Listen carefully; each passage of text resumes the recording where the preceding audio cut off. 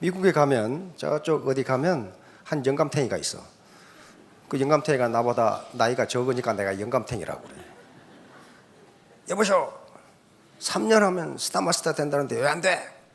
깜짝 놀랐어. 그러십니까? 지금 뭔데요? 아무것도 아니야 직급이. 그래서 다른 분한테 물어봤어. 저분이 지금 열심히 하시냐고 그러니까 자기도 지금 얼굴을 처음 본데 안 나와. 그러니까 어떻게 이해했냐면 등록해놓고 3년이면 스타마스터가 된다 이렇게 이해한 거야. 세상에 그게 어디 있어? 세상에 공짜는 없어요. 분명히 애터미 시스템은 정의롭습니다. 성공할 수 있어요. 그런데 게으른 사람은 성공 못합니다. 그리고 자존심이 매우 강한 사람도 성공 못합니다.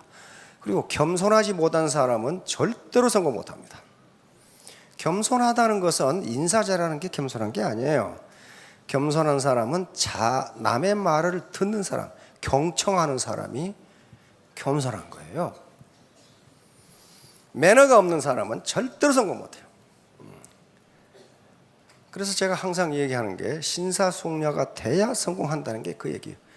신사숙녀는 무슨 뭐 학력이 매우 높다거나 지식이 많다거나 그런 게 아닙니다. 애터미에서 정의하는 신사숙녀는 건전한 상식을 가진 민주시민이에요. 민주시민. 나 혼자 사는 사회가 아니라고요. 민주시민은 다른 사람을 배려해야 돼요. 배려. 근데 배려 안 해. 시작한 지 1시간이 지났는데 그때서 이렇게 들어와. 그래가지고 어이 거기 나와 내 자리야. 그건요 매너가 빵점이에요. 그건 빵점이에요. 그런 사람은 절대로 성공 못해요. 네, 다른 사람을 배려하지 않아. 강의하는 사람 지금 열심히 듣고 있는 사람들을 전혀 배려하지 않는 거예요. 나밖에 없어 나. 그것도 빨리 늦게 들어오면 이렇게라도 들어오잖아요. 이렇게 들어와. 매주 그런 사람이 있어. 매주. 그런 사람이 처음에만 그런 게 아니야. 계속 늦어. 그래가지고 이렇게 들어와. 이렇게. 그래가지고 그건 매너가 없는 거예요. 그건 신사숙녀가 아니에요. 신사숙녀는 건전한 상식을 가진 민주시민이에요. 우리는 민주시민을 요구합니다. 길거리에 차 타고 가다 보면 앞에 차 문이 열리면 불안해. 그놈 언제 담배꽁초 밖으로 버릴지 몰라. 근데 반드시 버려. 그건 뭐예요? 지 차는 담배 냄새 안 나면 안 되고 대한민국 거리를 자기 쓰레기통으로 알아. 그건 뭐가 없는 거예요? 건전한 상식이 없는 거예요. 그렇죠? 내가 이걸 버리면 뒤에 운전수가 깜짝 놀란다는 걸 모르는 거예요. 모르는 게 아니라 알려고 하지도 않아. 절대로 성공 못합니다. 그래서 그럼 성공을 어떻게 해야 되느냐? 어떻게 하면 되느냐? 그것은 우리 애국지사들이 독립운동 하듯이 하면 됩니다. 독립운동 조건이 좋아서 했습니까? 목숨을 걸고 한 거예요. 목숨을 걸고. 그래서 우리 후손들에게 광복된 조국을 물려준 겁니다. 내 가정이 내 후손에게 가난이라는 이 빈곤, 이 굴레를 물려주지 않으려면요, 내가 희생해야 되겠다는 각오가 없으면 빈곤 탈출 불가능합니다. 그러면 결국 모든 문제는 자기에게 달려 있어요. 내가 어떻게 하느냐에 달려 있어요. 애터미 사업 성공합니다. 성공하는데 그 과정이 험난해요. 험난하는데 이게 무슨 지식이 필요하다든가 뭐가 필요하다든가 그런 게 아니에요. 신사숙녀가 되는 길이에요. 그리고 그 자존심 개나 가져가라고 그러고, 왜 그런 얘기를 하냐면은 그 작은 자존심이에요. 그걸 포기하면은 나중에 2, 3년 후에 큰 자존심을 세울 수가 있어요. 그래서 그러는 거예요. 자존심을 포기하라는 게 아닙니다. 작은 자존심, 쓸데없는 자존심을 억제해서 보다 큰 자존심을 세우시라는 거예요. 그래서 먼저 신사숙녀가 돼야 돼. 그렇지 않으면 왜 성공 못하니까 오늘 그 얘기를 할 거거든요. 근데 자본주의 역사를 제가 왜 얘기하느냐? 그것은 현재 우리가 살고 있는 이 사회가 자본주의 시장 경제입니다. 자본주의 시장 경제가 어떻게 돌아가는지를 알지 못하면 맨날 누구 탓에 정부 탓, 국회의원 탓. 우리 국가의 경제를 책임지고 있는 사람이 누구예요? 누가 책임져? 대통령? 무슨 수로 책임을 집니까? 책임 못 져요. 책임 없어요. 경제장관? 무슨 수로 책임을 져? 아니, 경제장관이 당신 돈에, 아니, 당신 밭에 콩 심어 이렇게 얘기했어요? 안 했어요. 경제장관이 당신 애터미 가 이렇게 얘기했어요? 안 했어요. 즉 우리나라에 수십만 개의 기업이 있고 수십만 종의 재화와 서비스가 창출되어 나오는데 이게 시장에 나와요? 그 누가 지시했냐고? 누가? 아무도 지시한 사람이 없어요. 그걸 누가 그렇게 했느냐? 인비지블 핸드, 보이지 않는 손. 그걸 시장 시스템이라고. 시장이 그렇게 만들었어요. 시장이. 그러니까 이 자본주의 시장 경제에 대해서 이해를 못하면은 맨날 나무 탓만 해. 나무 탓만 해.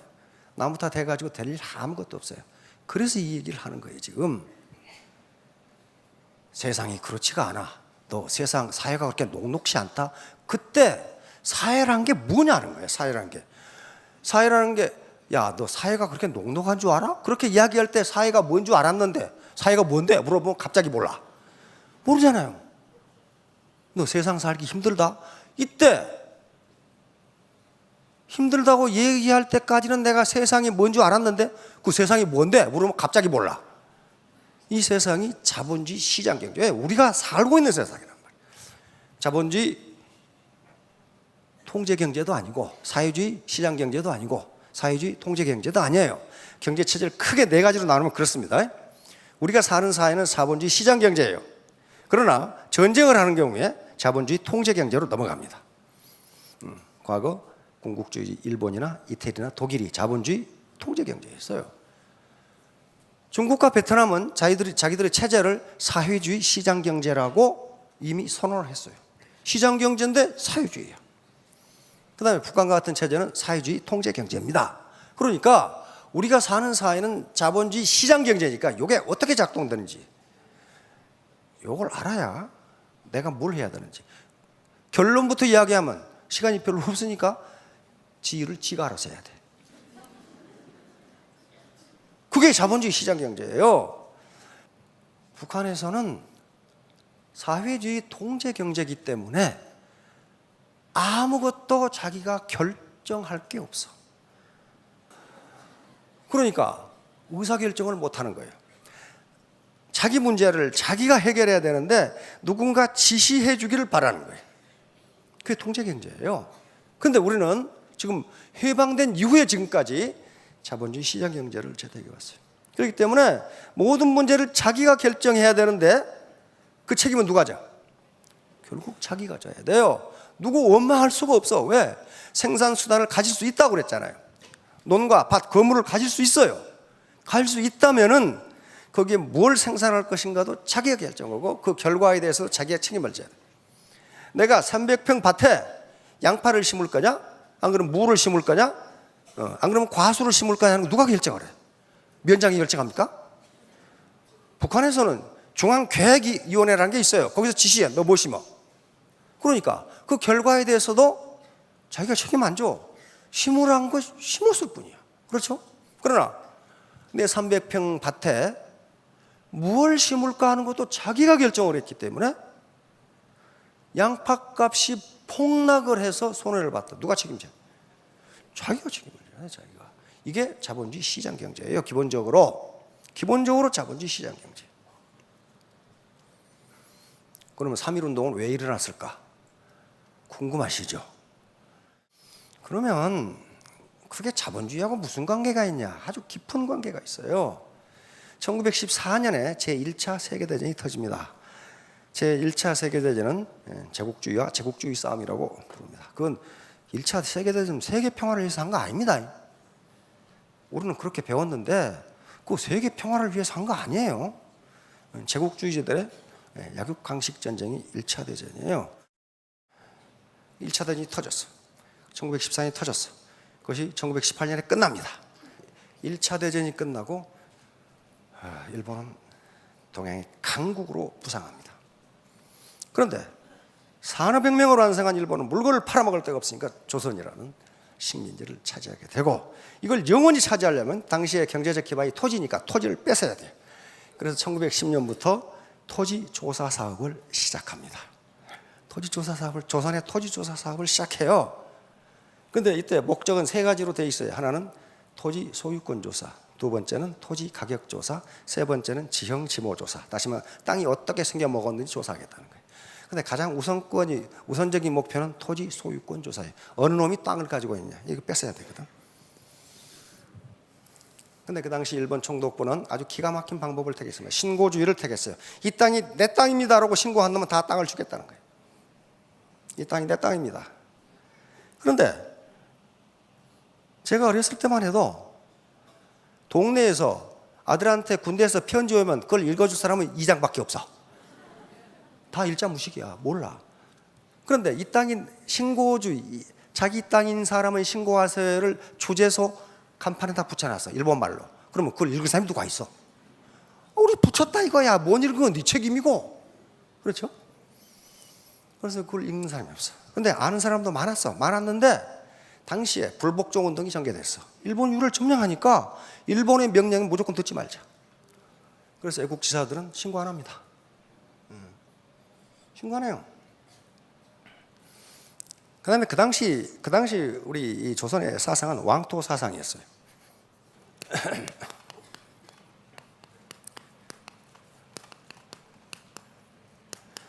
포천시야 막비왕토, 하늘 아래 왕의 땅이 아닌 것이 없다. 이 시경에 있는 시입니다. 요 사상이 그대로 있어요. 그러니까 당시에 우리 농민들은 실제적으로 자기 땅을 가지고 자영농을 하고 있었어요. 그 당시 경제의 기반이 농업 아닙니까? 자영농을 하고 있었다고. 그런데 항상 우리 백성들의 생각은 이 땅은 임금님의 땅이지, 그렇게 생각하고 있단 말이에요. 그 당시 무슨 등기가 있는 것도 아니고, 그러나 대대로 그것을 자영농을 해먹고 살았어. 그런데 오늘 모르는 사이에 일본이 와가지고 그걸 뺏었어. 왜? 신고하라는데 신고를 안 했어. 그럼 누가 신고했겠어요? 친일파들만 신고를 하게 됩니다. 그 당시에 양반들은 뭘 가지고 있었냐면 수조권이라는 걸 가지고 있었습니다.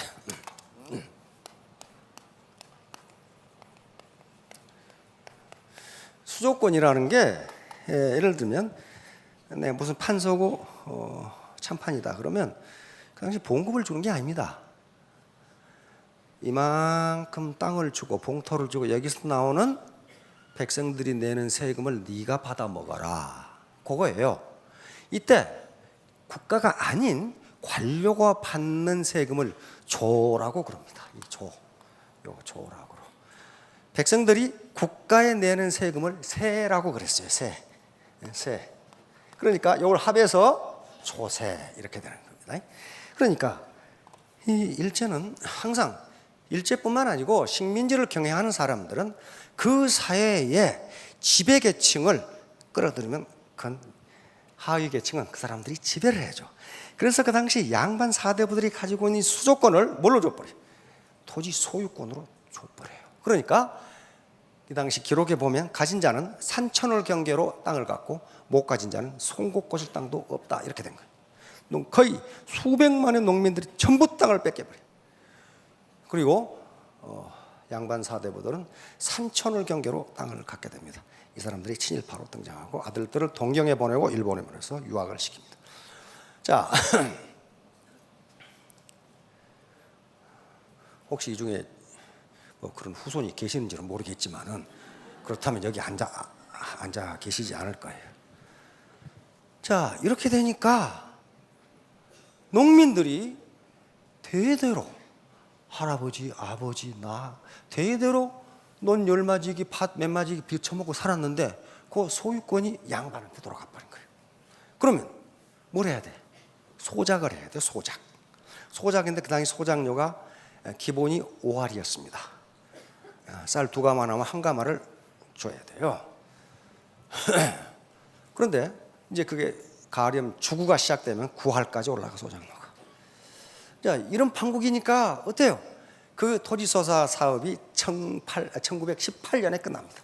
18년 11월에 이완용이 토지조사 사업의 완료를 경축하면서 그 친일파들이 끝납니다.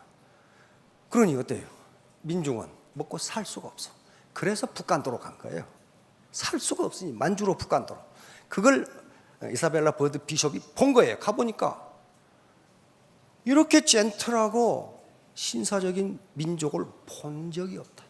이렇게 된 거예요. 자, 그렇게 되니까 어떻게 돼? 봉기할 수밖에 없어요. 다른 방법이 없어. 이래도 죽고 저래도 죽어. 우리만 그런 게 아닙니다. 일본만 그런 게 아닙니다. 프랑스가 베트남을 지배했죠. 베트남 지배할 때 똑같은 방법을 썼어요. 북쪽에 있는 귀족을 남쪽으로 보내서 지주를 만들고 남쪽에 있는 귀족을 북쪽으로 보내서 지주를 만들고 그러면 이놈들이 그 밑에 민족을 지배해줘요. 왜 그렇게 보냈겠어요? 그쪽으로 보내놓으면 친척도 없고 아는 놈이 없어. 그러니까 가혹하게 지배할 수 있어요. 그렇게 했어요.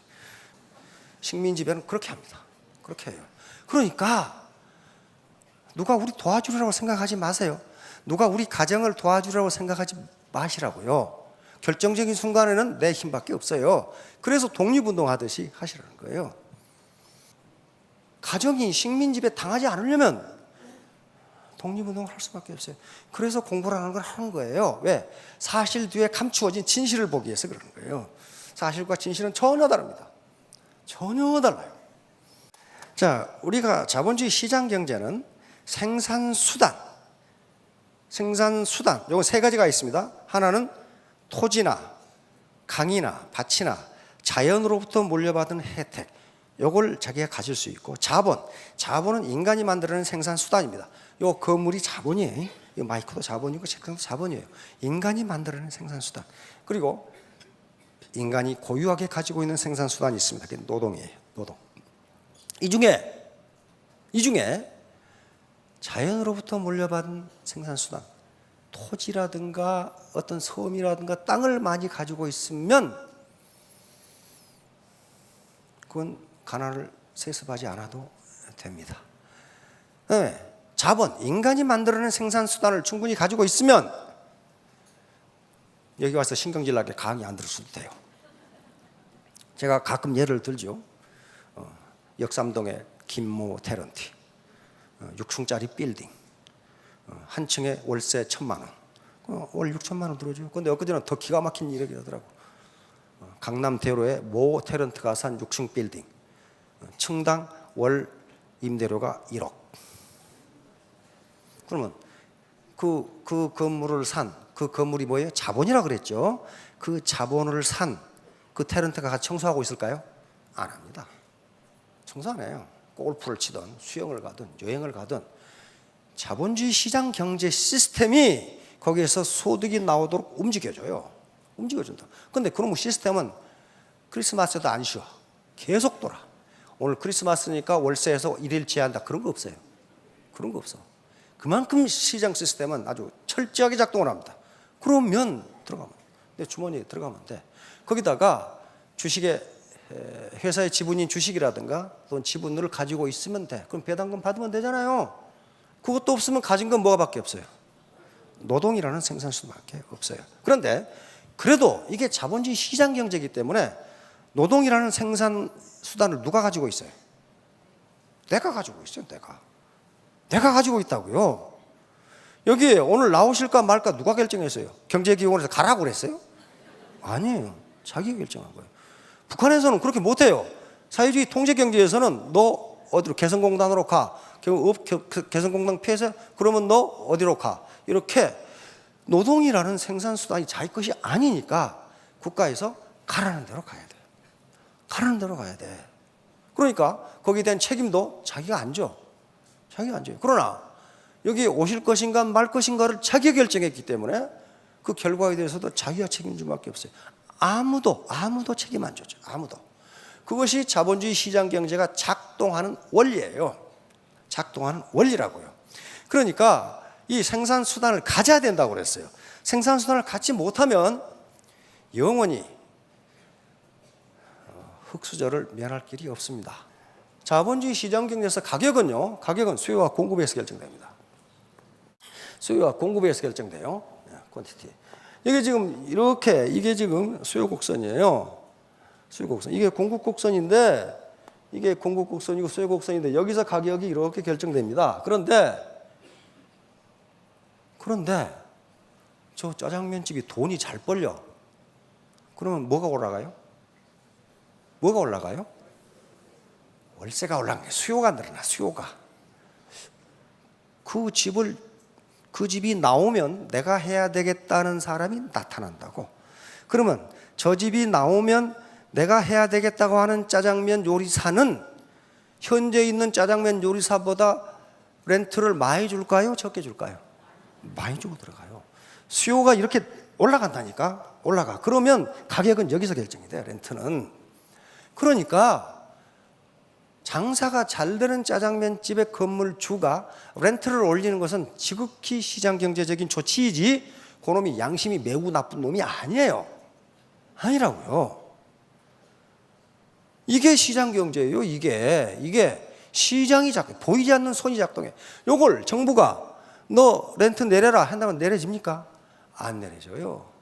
가격 통제는 부작용만 엄청나게 나와요.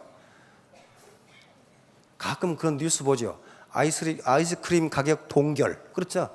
그런 말 들어봤죠? 그럼 가격이 동결되는데 어떻게 됩니까? 그 양이 줄어. 양이 줄어요. 왜? 공급업자는 지금 여러 가지 원가가 올랐기 때문에 올려야 된단 말이에요. 그걸 정부가 못 올리게 해. 그러면 양을 줄여요. 양을 줄이란 말은 안 했거든. 그건 지 알아서 해.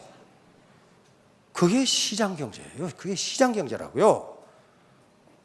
그러니까 그 판단을 누가 해야 되느냐? 개인이 할 수밖에 없어요. 개인이. 그러니까 바로 우리는 그런 자본주의 시장경제를 택하고 있어. 그러니까 생산수단의 소유라는 면에서 모든 문제가 발생하니까 사회주의 계획경제에서는 이 생산수단을 아예 못 갖게 하는 거예요. 그래서 모든 문제가 발생해. 그러니까 북한 경제 헌법인데, 이게 북한 헌법인데 제2장 경제 18조 조선민주주의 인민공화국에서 생산수단은 국가 및 협동단체가 소유한다. 개인 소유 못해. 모든 문제는 자본주의 역사, 1차 대전, 2차 대전, 신자유주의, 소련과의 냉전도 전부 이 생산수단 때문에 일어납니다. 생산수단을 누가 가질 것이냐 하는 문제예요. 토지, 개인 소유 못해요. 불임짐승, 부려먹는 짐승, 소나 말은 자본이기 때문에 개인이 소유 못한다. 그게 뭐만 못 갖는 거예요? 생산수단만 갖지 못한다. 이것은 국가나 협동단체가 소유한다. 여기서 모든 문제가 나오니까 그래요. 그런데 우리 대한민국 헌법에는 그렇게 안 돼 있어요. 대한민국 헌법에는 모든 국민의 재산권은 보장된다. 재산권. 그러니까 토지, 건물, 재산권입니다. 보호된다. 그 다음에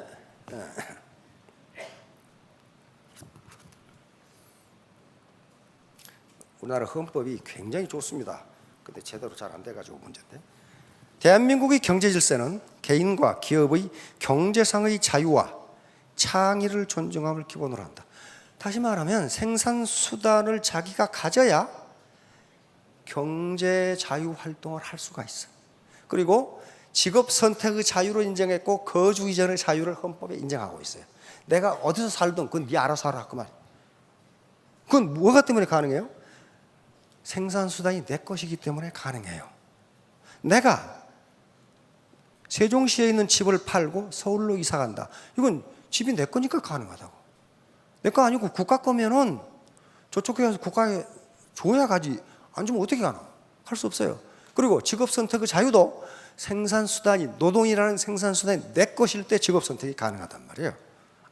안 그러면 국가가 근무하라는 데 가서 근무를 해야 돼요.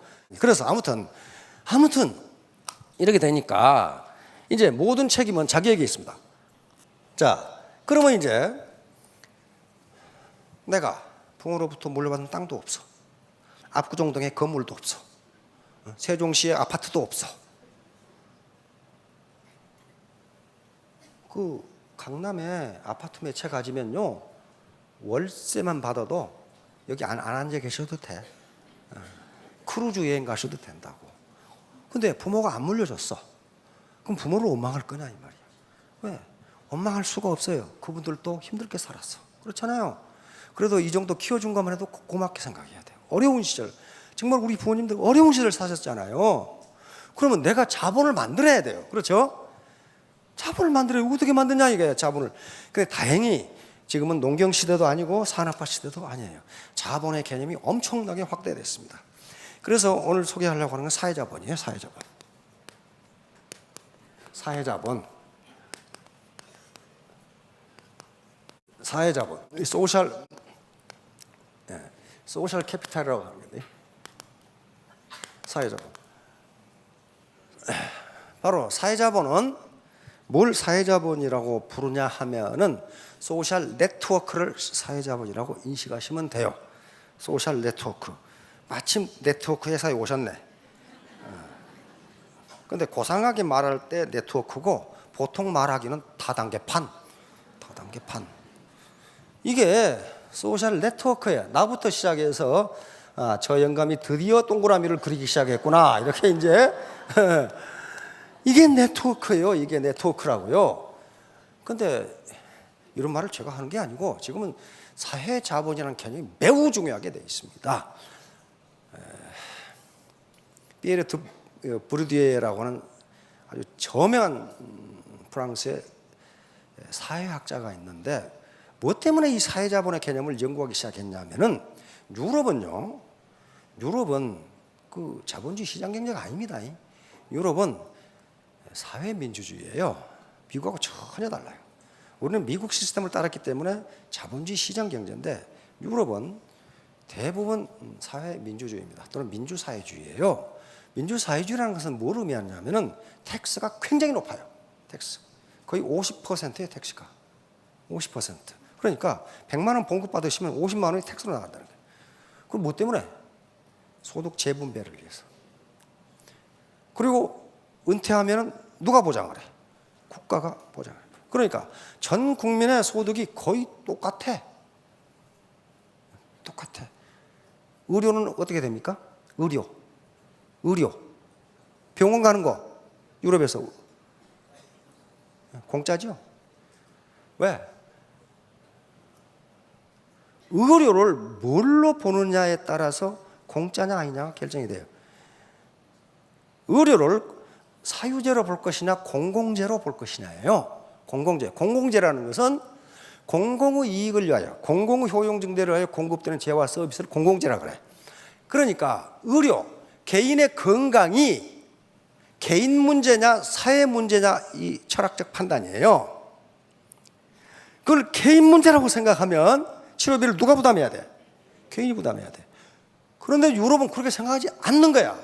개인이 아픈 것은 이건 사회 문제라는 거야. 자, 자본주의 시장 경제. 생산수단을 내가 가지고 있어요.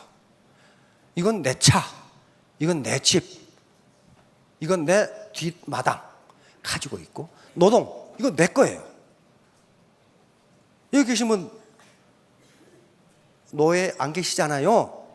내가 여기 애터미 이 강의에 올 것인가 말 건 내가 결정했지.